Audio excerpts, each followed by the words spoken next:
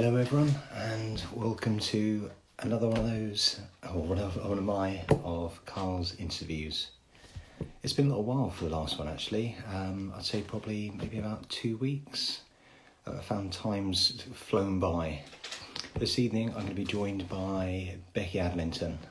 There is no way that any person joining this evening will not know who she is. The abundance of messages I've had through over the last few days since I announced that she was kindly joining us. I think it'll be a good attendance tonight. And Hello. there she is. How you doing? Yeah, good. Can you hear me okay? Yeah, loud and clear. Perfect.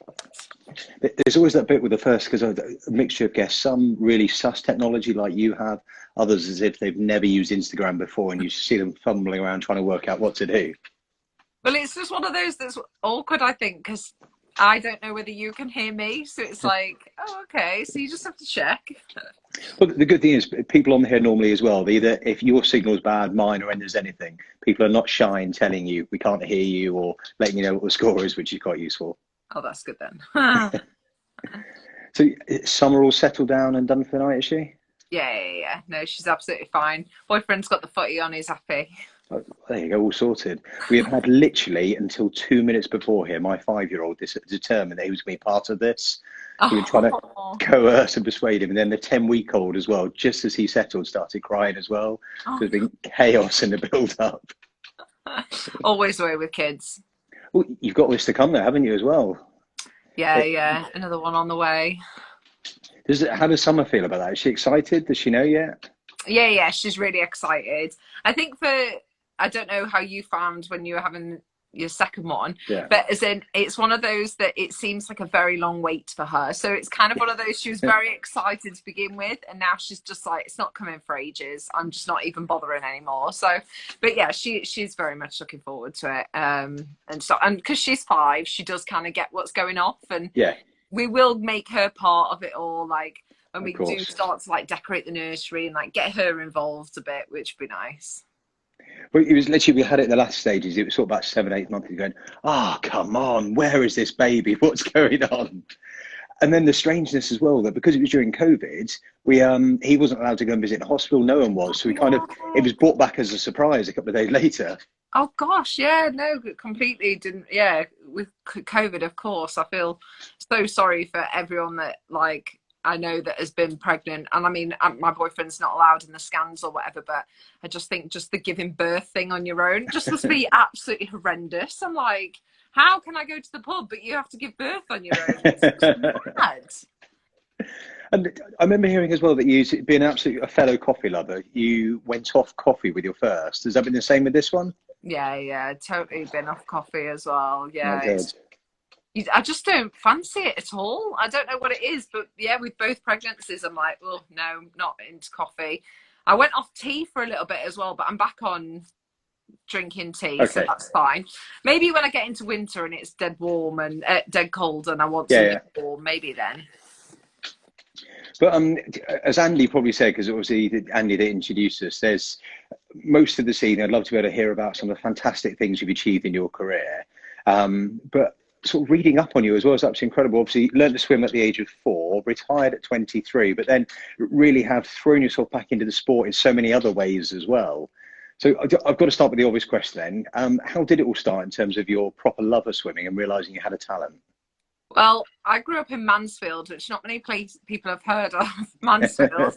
And if you've ever been to Mansfield, you'd know it's not the biggest of towns. There isn't that much going on, but we have 2 swimming pools. We've got a football team, Mansfield Town, of course, and all that sort of stuff. But it is very much a case of there wasn't a massive array of sports that you could do. Most people stick to kind of the few.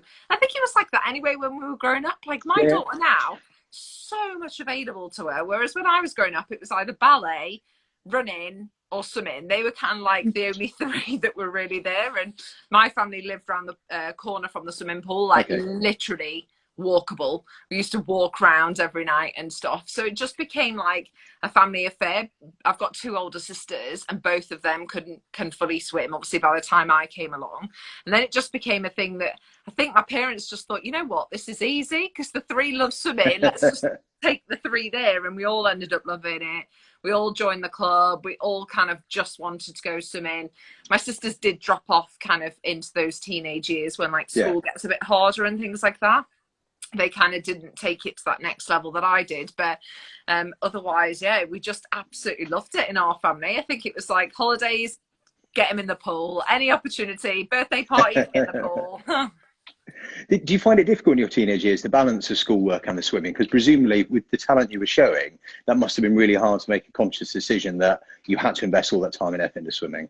Yeah, it was really, really hard. That is the biggest thing parents, I think, ask me about now, if their child swims, is how do you balance the school? Because swimming is one of those sports you do before school and after school. Yeah. And it is just like so difficult in that sense, because you're up at 5 a.m. So you're absolutely shattered in the evening. And after you finish training, the last thing you want to do is your homework. It is just really, really tough.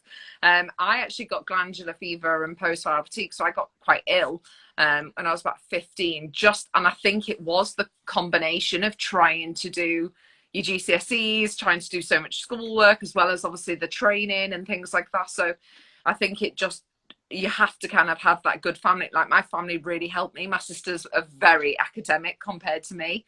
They are so book smart. So it was them that kind of like helped with my homework and really like helped me through that. And I stopped swimming after my GCSEs. I didn't stop school. Sorry, I didn't actually go on to do uni or anything like that. So I haven't got that under my belt, but Beijing came along and I was like, okay. Technically you did though, because you took a shortcut, didn't you? You got a degree at the age of 20 from Nottingham, so that's a much easier way of doing it. I got an honorary degree. Yeah, a much easier way of doing it. Exactly. And so in the early stages then, at what stage was it you realised, your coaches, how did you know that actually you were good enough to actually really take this forward and make a go of it? It's really difficult in swimming because I think most people think you have some sort of talent ID system, or it's a bit like football where you go into like academies or things like that.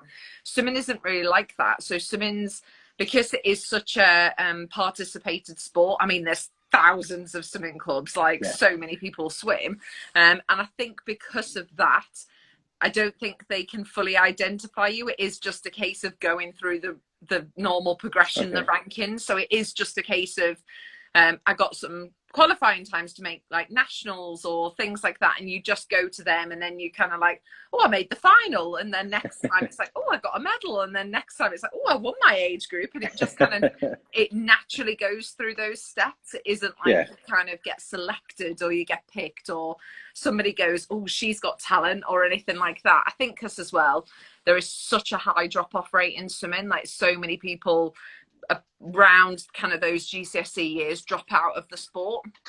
So even if you are showing massive amount of potential at 12, it is actually quite rare that you carry that on, just because they do around that age. It's like schoolwork increases and they want to go to parties and they want to start doing other stuff. So it's just one of those as well that they kind of haven't got the money to invest in like the junior athletes anyway.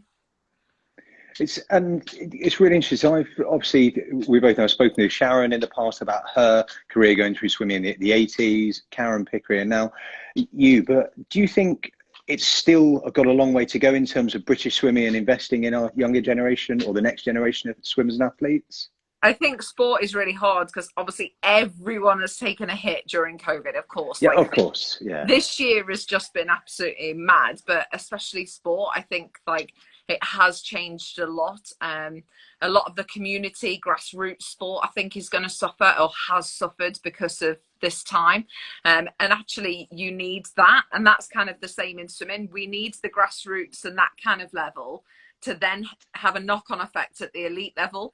If the pools are closing in your local town, well then how are they ever going to progress and get to an elite level, because nobody's got a chance to swim.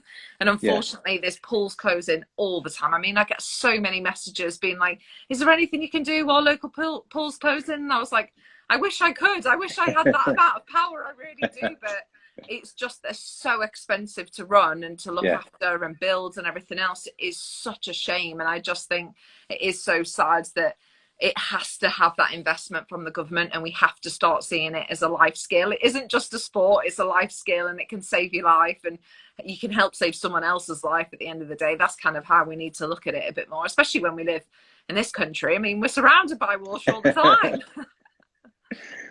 We are. The only thing I'd argue is on some of the more northern shores, I'm not so keen on swimming up there. Unfortunately, I'm fairly down south where the water's a little milder. Yeah, maybe. It is a bit cool up here. So, obviously, I think it goes without saying, 2008 was for many the way you launched yourself on an absolute global stage. You'd won medals and done things before, but that was something else, wasn't it? Yeah. Could you talk about what your build-up was going into those Olympics? Beijing was kind of like such a weird one because I was 19. I hadn't really achieved anything, if you like. I'd been to a world championships before, but hadn't even made a final. So even though I'd made a team, I'd never been on a world stage in a final capacity. So it was kind of like I was so unknown. Only a couple of people in the swimming world that I had raced against before kind of knew who I was. And I just thought as well at the time, I was like, brilliant, I'm 19. This is a great stepping stone for London Olympics. Yeah. That's all I thought. And okay. I didn't really think anything of it. So just qualifying for the Olympics was absolutely amazing. But to then obviously go and come away with 2 gold medals was a complete surprise. Totally surprised. Like, so many people say to me, you must have known, and I'm like, really didn't. Even my parents didn't come out for my first race, which was the 400, because they thought she's not going to do anything. Even my parents, and it was like no one expected it. Like, my parents thought that's kind of not Becky's great event, and I thought I could make the final. So I think for that one, it was just such a complete surprise. And the race was such a close race anyway. Yeah. Could have been anybody's. So it was really open. I guess for the 800, my favourite event, this is my second event, there was a little bit more pressure. That was my kind of better event that people, I think, then expected me to win. And my parents did actually come out for that one. So that was nice that they thought I could do something in that one as well. But again, going in, me and my coach just thought the bronze was up for grabs. We thought gold and silver were an absolute no-go. We thought 2 of the girls that were the year kind of on that trajectory to get those was just too far ahead of everyone else. But they didn't even make the final. So it was just completely open wide. So yeah, it was a complete shock. But if I'm right, you achieved an Olympic record in the heats for the 800 in 2008, yeah? Yeah. But that must have kind of set you up thinking, yeah, you know, I might favour reasonably well in the final. Did you think you had more in you, though? Do you think you could go faster at the time? It was really, I don't know whether like you can remember in Beijing or people watching that can remember in Beijing, but as in the finals were in the morning and the heats were in the evening. So that was a really weird thing. People that kind of aren't involved in sport goes, what's the difference? And I'm like, it makes a huge difference. Trust me, when you're so used to that and you naturally race better and faster in an evening. It's just how your body works. You are. And the kind of theme of that kind of Olympic week in swimming was that most people were actually swimming faster in the heats than they were the final. My 400, my first event I got the gold in, was prime example. My time was actually faster in the heats than it was in the final, even though that's when I won the gold, but it didn't matter. Nobody is looking at the time. Everyone just looks at the medals in the final. So I think for me, breaking that Olympic record in the heat was like amazing, but at the same time, I kind of just expected in my head to go similar sort of time in the final because of it being in the morning. And I remember my coach saying to me, oh, you could possibly break that world record and in the final. And I just went, I don't need to hear that. That's just pressure. I was like, la, la, la, la. I was like a kid. I was like, don't tell me that. And I just completely put it behind me because I was nowhere near it. My personal best time was nowhere near the world record. The record was 19 years old. So I just thought, you know what, I'm not going to get near that. So I just kind of put that to the back of my head. So then when I did get it, that was just such a surprise because I think that 800, I knew I'd won that one. I was quite a bit far ahead compared to the 400. So it's kind of like a nice additional surprise because I touched the wall thinking, oh my God, thank God that pain is over because that hurt like crazy. But then also knowing that I broke that world record, and actually Jenna Evans, who was the world record holder, was actually in the stands. So that was really lovely. And I got to meet her afterwards, and she's an American swimmer, and I got to meet her after, and she was so lovely. She was tiny. She was absolutely tiny compared to me. I mean, I'm 5'10", so I'm not ginormous, but I am a tall girl. Whereas she was like a little pocket rocket. I was like, oh my gosh, you're teeny. And she was really lovely about it as well. And she was just like, I'm so happy to see it go. And it was really nice. In fairness, you were, what, 6 months when she originally broke it? So she's had a fair innings of being the world record holder. It's fair to hand over, I'd say. Yeah, 19 years to have a world record is pretty good. I only held mine for 5, so she can definitely be happy with 19. And then, so what was it like after the Olympics then? Because to hit that absolute incredible high, but the total pinnacle of what you're aiming for, and then it continued for a bit as well, didn't it? With obviously the honour degree, the OBE. I mean, talk me through that, the year after Beijing. To be honest, the first 5 months after Beijing are a complete blur, and I can't remember anything because it was just like a whirlwind. It was just, I was going here, there, and everywhere. Most of the time, I didn't know where I was going. I was just like, other people I found, because I was back in the pool training. I just kind of left other people to kind of like my management and my coach and like my parents. To just kind of deal with everything. Like I didn't have an agent, a manager at first. And my mum was like Jerry Maguire. She was like in the living room, like, Becky can't do this, Becky can't do that. We were staying up till like 2 a.m. answering as much fan mail as we possibly could. Like it was just mental. And it was just then trying to get back in to training, because I only took, I think I took about 3-4 weeks off. Okay. But pretty much straight away got back into full training. So it was really difficult. But at the same time, I got to do some unbelievably cool things. Like I got to go and watch Strictly Come Dancing. I got to go to like some like showbiz events, and I was just like, I felt so uncomfortable. I was like, why am I here? This girl from Mansfield, just so awkward in a dress and heels, going, hold on, I'm used to a tracksuit. Like it was just weird. But at the same time, it was amazing, and it really, really was. But like I said, the training for me was what I needed to get stuck back into. So I kind of gave myself until the Christmas. And then after Christmas, it was like, no, I need to stop everything of that. It was now time to refocus again.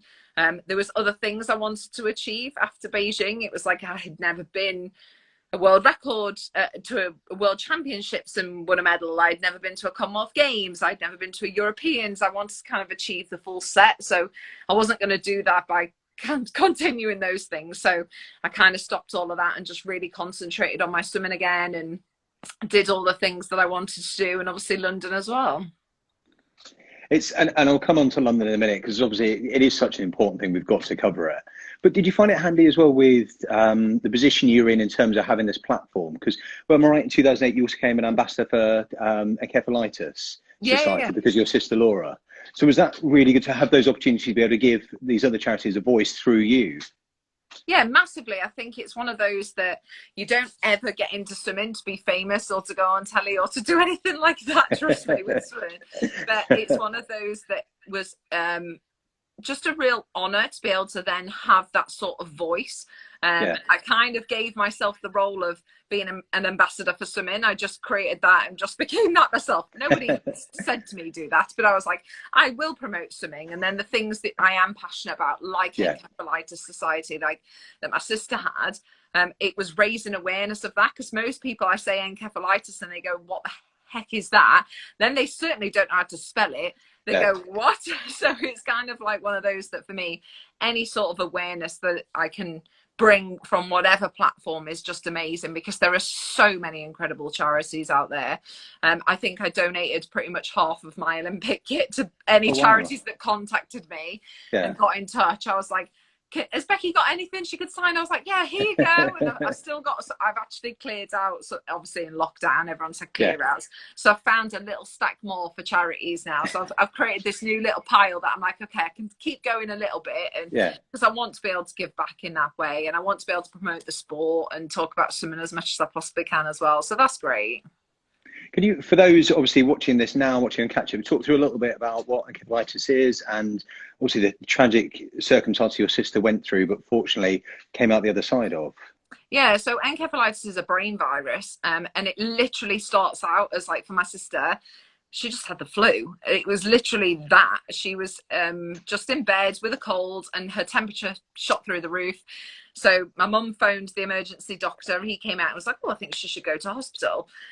Went to hospital and she was in just a normal ward. They were kind of doing some tests, kind of didn't really understand what was going on. And then my sister just turned around to my mum and said, Mum, press for the nurse. And my mum was like, why? And she was like, Mum, press for the nurse. And then all of a sudden her eyes rolled back in her head. She started having a fit.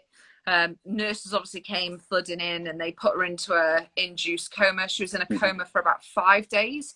Wow. They had no idea what was wrong with her. A lot of doctors back then, because this was back in 2005. So yeah.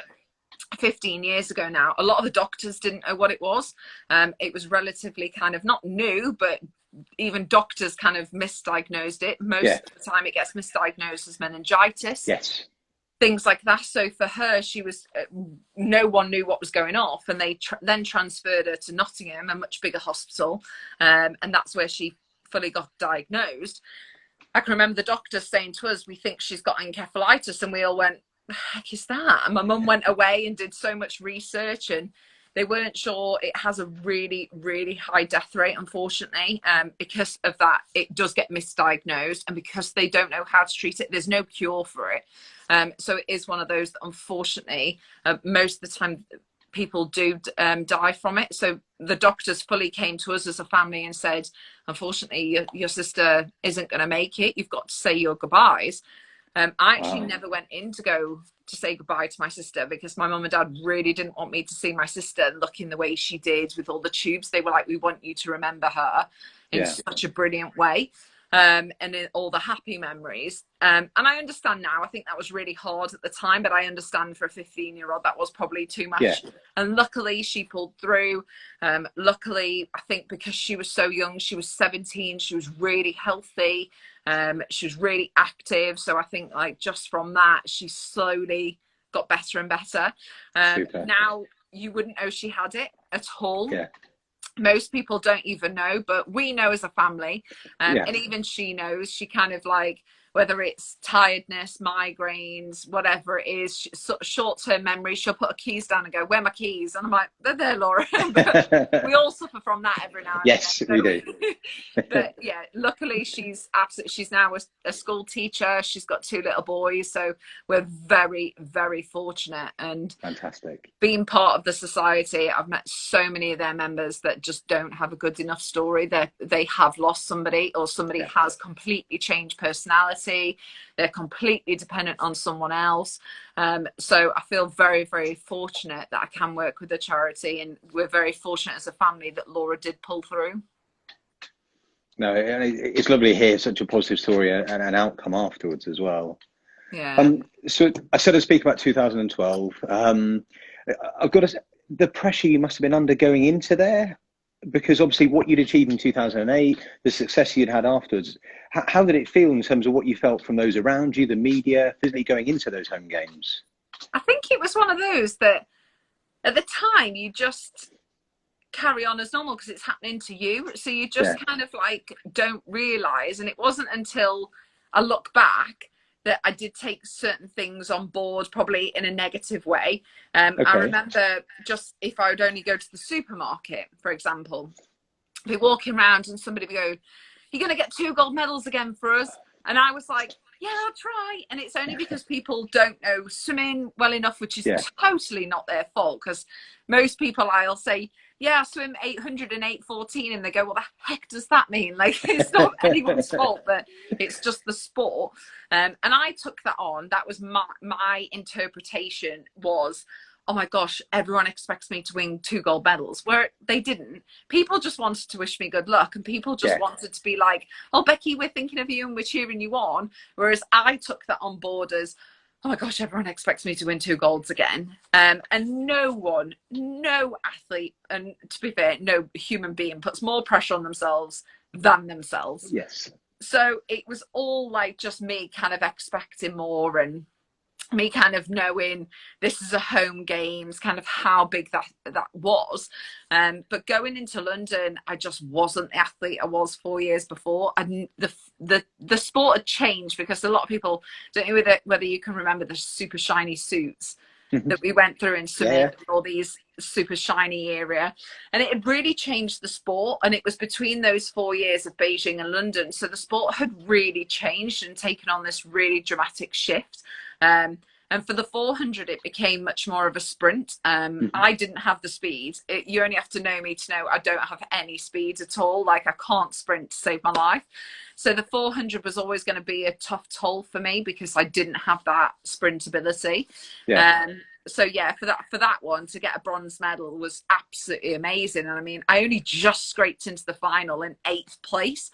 I only just got in. So to be thinking, oh gosh, I'm not even going to make the final, to then making the final, to then getting a bronze medal, that was just hugely just, oh my gosh, I can't believe it. I've just got a home Olympic medal and I'm back on the podium. It was just amazing.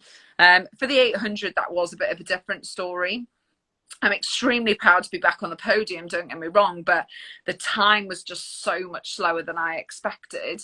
And I know the time doesn't matter as much in an Olympic final, because it is more about the place and the medals and everything else. But I just had nothing to give. I literally just, from a technical point, I just had got my taper a little bit wrong. My season was too long, and it's very different being in a race where you've got nothing to give, compared to Beijing, where you feel absolutely amazing and you've got everything to give. So it was a real battle, but at the same time, I'm just so proud. I didn't give up. I didn't back down. It was hurting so much, and I thought, you know what, I've just got to push through right to the very end, because it doesn't matter. I want to give this my all. And I knew it was my last Olympics as well, so I was incredibly emotional after that 800 podium, because it was just a build-up of 4 years of emotion, knowing it was a home Olympics, knowing it was my last Olympics, and just all my friends and family there. And then I had all the crowd, which for swimmers, we're not used to. Swimmers are used to your mum and dad going, go. So to have then 17,000 people chanting my name just made me cry even more. And I was like, guys, you're not helping me. I was like, this is so amazing. But it was just incredible to have that home support. We wouldn't have had that at any other time in swimming. It's normally USA that we hear, or Australia. So it was very nice to hear Go Brits. And yeah, London was just amazing for that. The crowd, the volunteers, the venues, it was just amazing. Because one of the questions, I say Karen had a couple of questions. One of them was, looking back now, how do you feel about 2012, bearing in mind what you've been through and the pressure? And I think you've covered that quite well. It's what you say about the crying as well, because one of the things Sharon said, with the amount of times that she interviewed you poolside, and it was either tears of joy or some other tears, it felt never been so cried upon. Yeah, Sharon, because you go to Sharon first, so as soon as we step out the pool, the BBC is there. So Sharon Davis is obviously always the first person that we go to. So Sharon gets your raw emotion every time, because by the time you're down the line and you've done like 10 or so interviews, you've kind of lost a little bit of that emotion, and you kind of, it's sinking in, and you kind of got a hold on yourself. Whereas Sharon just gets every time, because it's either, like you said, happy tears or sad tears, and it's like, I say to her all the time, like, Sharon, I feel sorry for you, because you just get everyone's like bleh as soon as they come out. But that's what you want, isn't it? That's the whole point. So, and it's lovely for Sharon, because she gets that bond with us all as well. So really she lovely does. for her. Yeah. And she said, I've got to ask you about Cadbury's chocolate for races. Cadbury's? Oh, I don't know why. Cadbury's is my favourite chocolate, but I don't know why in races.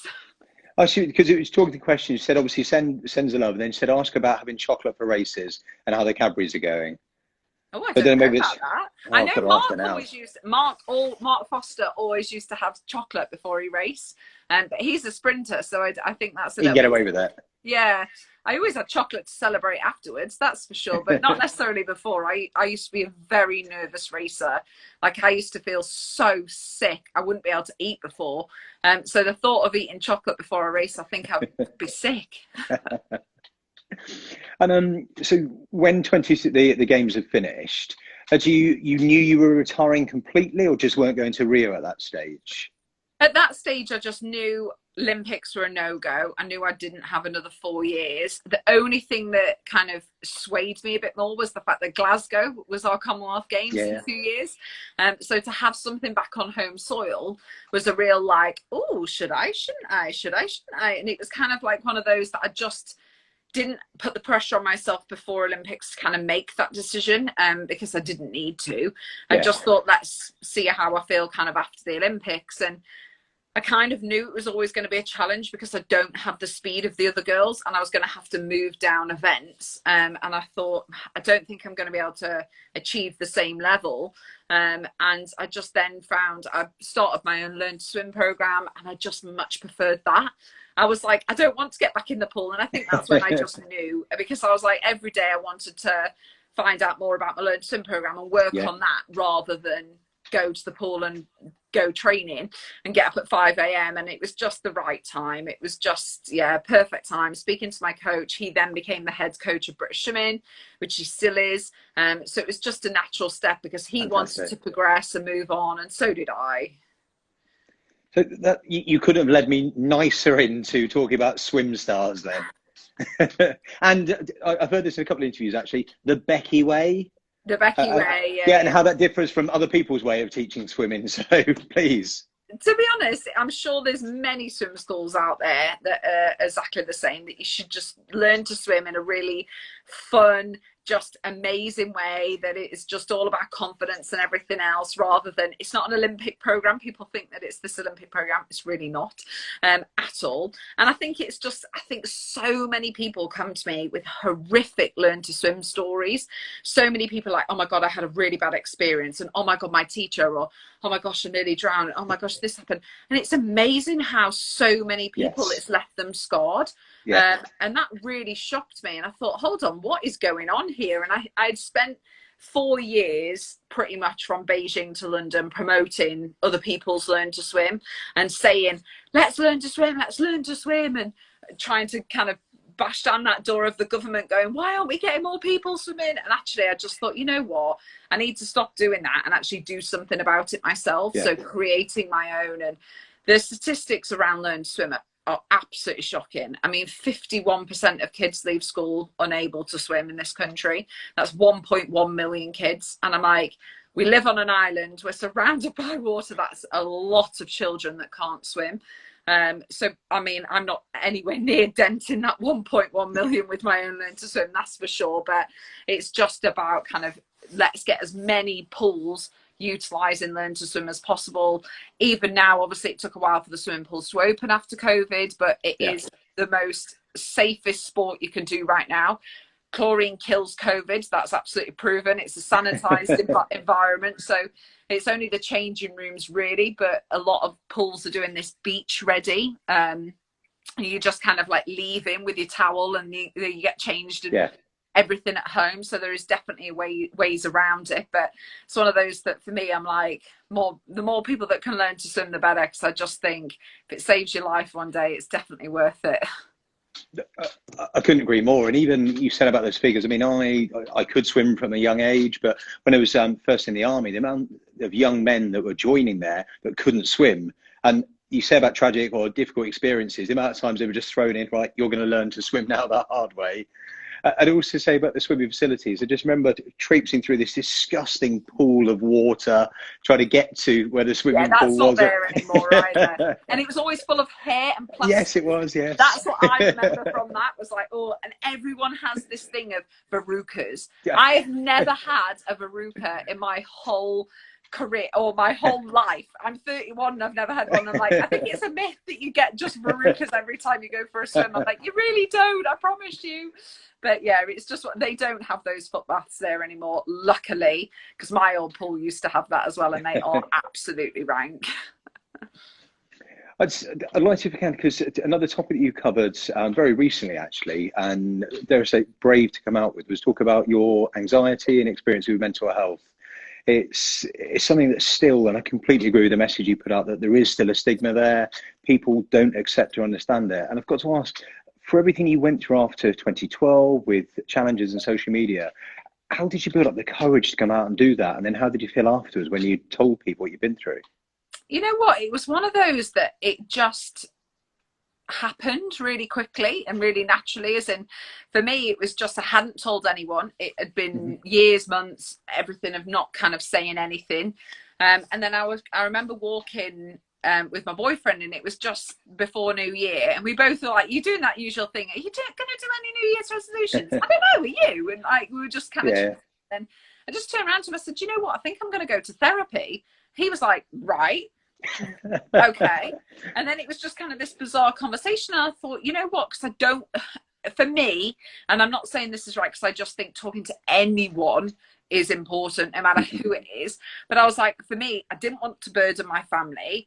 I kind of felt like my friends and stuff had enough going on, and I just kind of thought, I know that they all love me, so they'll give me this really like, are you okay, sort of thing. And I was you know what, I'm a swimmer, and I'm this like really logical, realistic person. I'm like, no, I just need to go kind of sort it. So I thought like a therapist was the best way for me, and I found it much easier talking to somebody that didn't know me than somebody who knew me. And that's just me personally. Obviously, anyone that you can talk to, the better. Excuse me. And it was one of those that I hadn't even told my parents I was going to therapy, and I just thought, you know what, I'm just going to like tell myself. It's easier telling a camera, I find.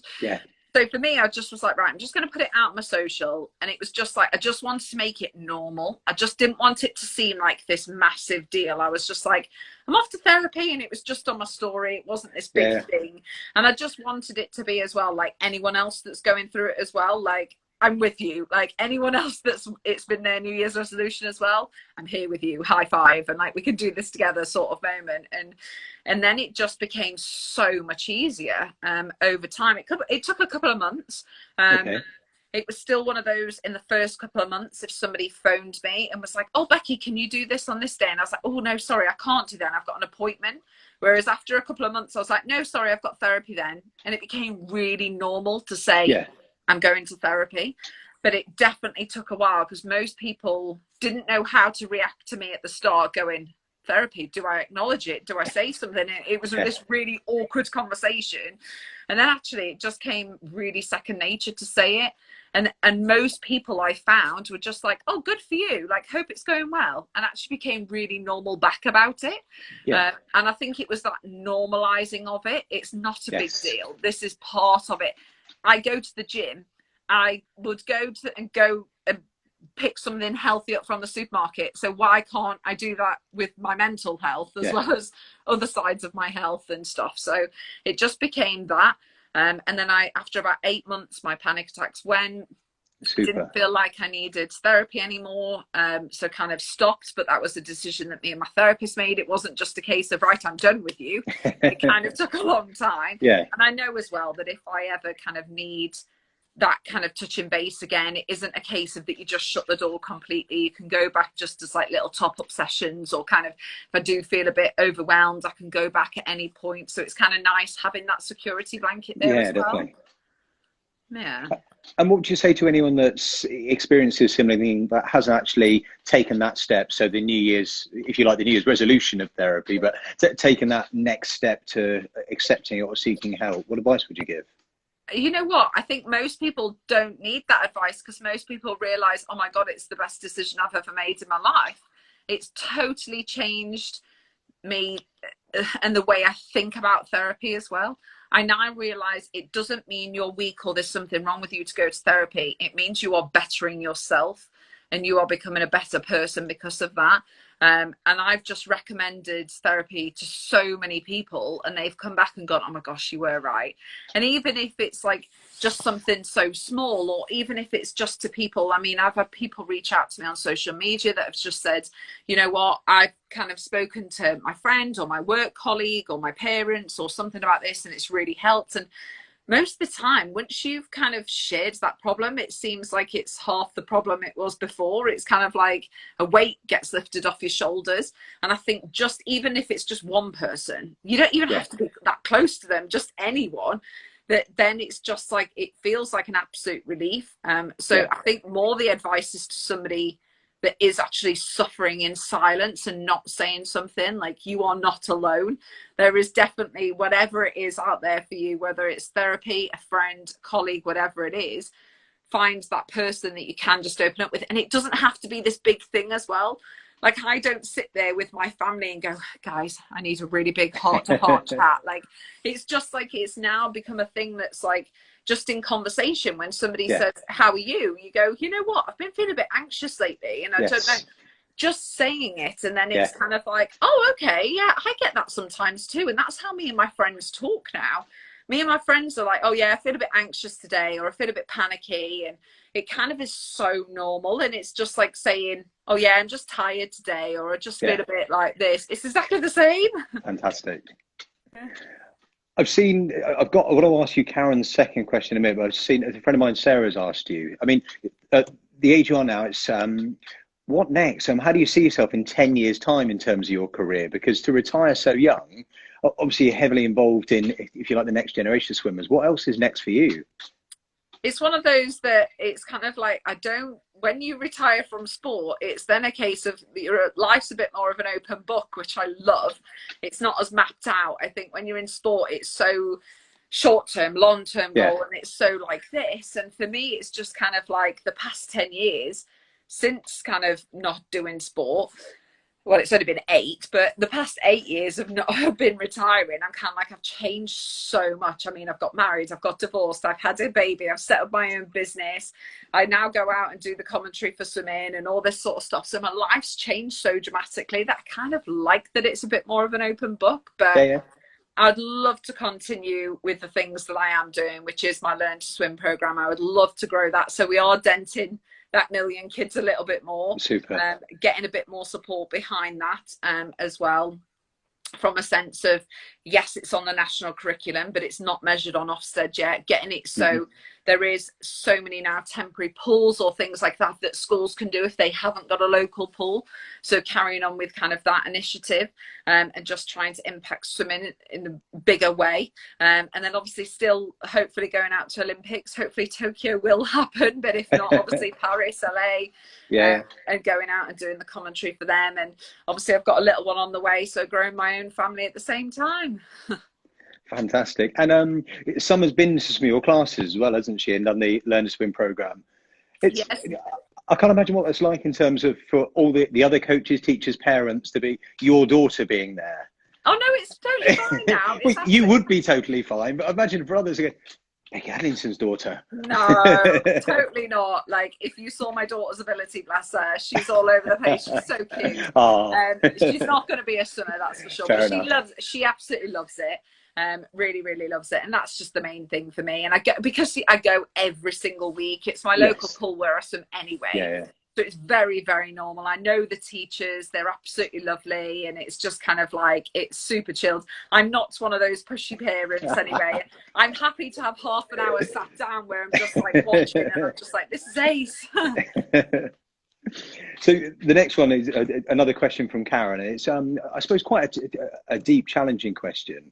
She said, your daughter's the same age as her. What are your views on women's body image of women and sporting women versus influencers nowadays? And do you think we're doing enough to try and change that image? I think women, well, first of all, women in sports has massively changed over the past kind of, just even from when I was involved, even from London, really, I think it's massively changed. I mean, I remember for London seeing Jess Ennis on the front of magazines and on billboards and things like that, and all the advertising stuff and whatever. And I mean, now I see Dina Asher-Smith on the cover of stuff, which is just amazing. So I do think women's sport has grown, and we have got way more role models out there, etc. But I think it still has a long way to go, because there is I see companies using kind of a celeb over an athlete all the time, and I just think that person's worked really hard. Their body shape is massively different from somebody who has got there with exercise. And with my daughter, it's one of those that I really just want to expose her to that as much as possible. I want her to watch live sport. I want to take her to not just male sport, but female sport as well, but also see those people on TV. I want her to know that you can't do absolutely anything. I want her to grow up being that dreamer, that anything is possible, and seeing that. And with body image, I think, as much as I don't want to niche this to women, I don't know anybody that is 100% confident with their body. I would love to meet that person, because I've never met one. Whether you're a man or a woman, there is something that every single one of us would change about our bodies. That's natural, and that's having insecurities. But I think for her, for my daughter, and for other kids out there, I just want to normalize it. I don't filter my pictures on Instagram, because I'm really like, you know what, I'd rather people see me. I do have bad skin at times. Need my roots doing. I have cellulite. I have stretch marks, and I want her to see those things. And I'm very conscious about the language I use around her as well. I don't go, oh, does mummy look fat in this, or say anything that could be like super in a weird way. I kind of want her to know, like, this is normal. I personally think lockdown has helped that. Yes, I agree. Normally my daughter doesn't see me working out or kind of helping me in the kitchen as much. She helps me bits in an evening, but most of the time I drop her off at school and then I go to the gym. Whereas actually lockdown was the first time she full on learned about exercise and why I'm doing it. So I am being healthy. So I am looking after my body and stuff. She started doing it with me and she now knows it's part of being healthy, and that you have to eat vegetables, and that you have to drink water and all this sort of stuff. And I just want to give her that lifestyle, because then she'll have it forever. And if she gets involved in sport or not, she knows that lifestyle. And don't get me wrong, we go and have cake all the time, and I've certainly indulged in takeaways as well, but it is about that balance, isn't it? You've got to enjoy life, and it's about finding that balance that works for you and kind of that sort of stuff, and that's what it's all about for me.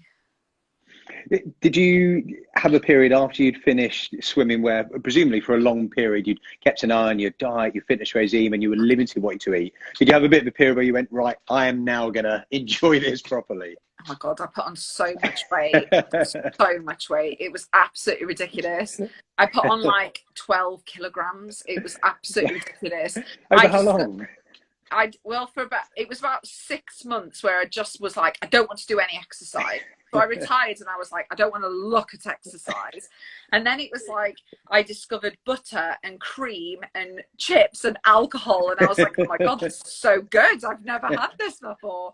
And I did indulge probably a bit too much, but it was just, my metabolism was still kind of the same early on. I was still just as hungry, even though I wasn't doing the exercise. Then all of a sudden I ballooned, and then it got to the point where, and I think everyone goes through this, you get to the point where you're like, hold on, I just feel gross now and I'm really unfit and I want to do something about it. So then I was able to kind of monitor and kind of pull back my weight a little bit. And don't get me wrong, I then put on weight when I got pregnant and gave birth. But I managed to now, I'm always just kind of the similar sort of weight. I am one of those people, I do have to watch my weight. I put on weight very easily.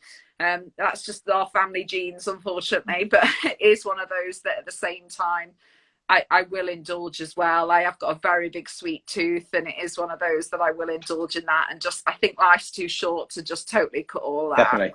I don't want to be a size 8. I'm all right. And I suppose with the life too short thing as well, this year, you know, beyond all years as well, it's kind of shown us that we're to seize those moments, enjoy time where we can. Oh, definitely. I think we've all learned to slow down, haven't we? And just enjoy the smaller things in life. And it's just, that's what this year, I think everyone keeps saying how bad this year is, and I do agree. It's been a very, very tough year for whether it's business, family, people that have been ill, etc. But I think it's one of those, if anything good has come out of it, it's kind of like people are slowing down a lot more and are appreciating those things. So hopefully that is a positive to come out of all of this. And if anyone that's either watched this live or caught up wants to know more about Encephalitis and the charity you're supporting there, wants to know a bit more about your SwimStars, where can they find the information? To be fair, they're all got Instagram accounts, so it's all Encephalitis Society. Everything's there and covered. Everything is on Instagram or whatever, and most of it is on my website anyway. I've got all the support to the charities and the stuff that I do on my website as well. But definitely click on Encephalitis, because even if you're just then aware of it, just raising that awareness is just what most charities want, is just that awareness and just kind of it to be in your mind a little bit. And hey, who knows, one day if somebody you do know gets it, at least you'll be like, oh yeah, I remember that, and at least then you'll be able to relate a little bit more. And that's what it is about. Fantastic. Well, Becky, it's been an absolute pleasure this evening. I really enjoyed it. Thank you so much. And I look forward to hopefully speaking to you again soon at some stage in the future. Yes, take care. Bye.